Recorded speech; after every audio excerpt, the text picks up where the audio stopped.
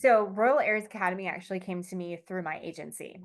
So there was this editor that was looking for a writer who really loved royals. I was like, me, hello, I love royals. That was my first book, you know.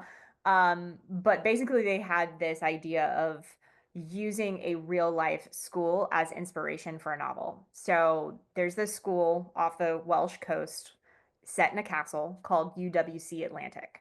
And UWC stands for United World College.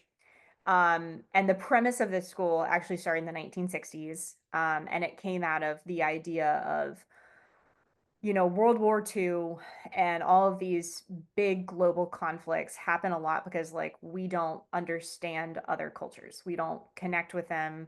There's a level of, like, just disconnect through our entire world because cultures are so different from one end of the world to the other. And he basically had this idea of, like, what if we had kids from all across the world grow up together at this school and make friends with each other? And that's really what it kind of came down to, is just like being able to learn other cultures that are different from your own and creating like really diverse background for a way to foster peace. And it's this great idea.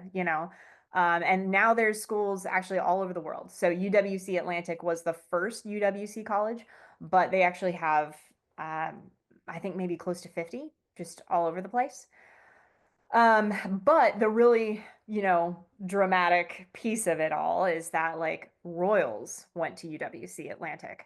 In fact, Princess Sophia went, I think, in 2023, from Spain.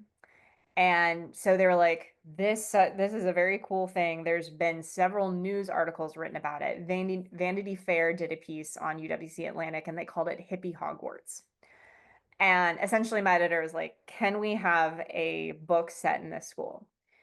So that's all she gave me. And I was like, this is obviously a very fun premise, a very fun setting. But what's the plot? Like, what are the characters going to do? What's the end goal for everybody?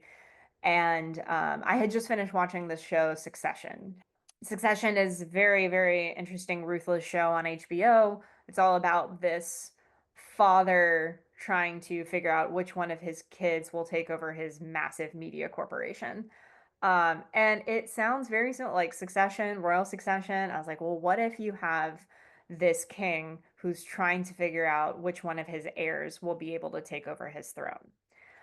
So it was not a simple version of just like, oh, the next in my line. He's like, no, I want the strongest, I want the best, I want the most powerful.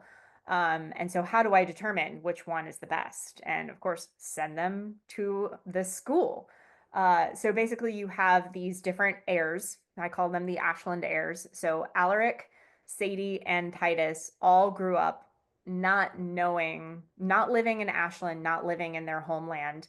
They grew up kind of all over the place, um, not knowing that they were royal. And suddenly, kind of like a Hogwarts letter, they get told at like 17 that they're off to this royal academy.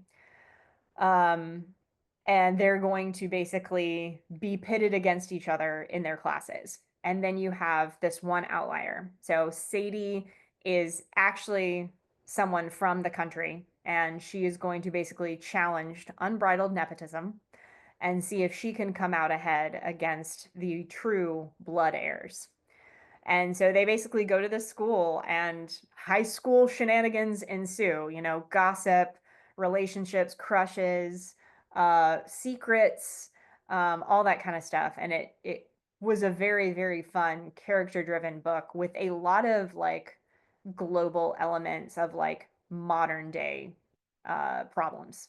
So a lot of things like disability rep, mental health, even just economic and political and climate things that all sort of happening now that teenagers kind of see and have opinions on. I wanted to be able to put this in the book and make it feel as real as possible. Who are any of your favorite characters beyond the outlier local that you mentioned? I do love Sadie. Sadie's great. I would have to say Alaric has a special place in my heart. whenever I was writing it, I have a prologue for the book, and then I have a chapter one, and Alaric was my chapter one, and his voice just popped off the page. I had this whole kind of like initial opening for him, and he came to me so naturally, and he has such a strong moral compass, but his attitude is just terrible. And so the fact that you've got like this really, he's got really good morals. Like he wants to stand up for the little guys. He is sort of like that hero type of person, but he's just so rude. Like he's so rude. And so having those two things kind of like in one character was very fun to write. I will say the sequel is being worked on. It's not entirely complete yet. It's looking like it'll probably be a duology. So there's a lot of things that need to be kind of discussed and wrapped up. But it's still sort of like that same drama and tension. At the end of the day, I want these characters to grow.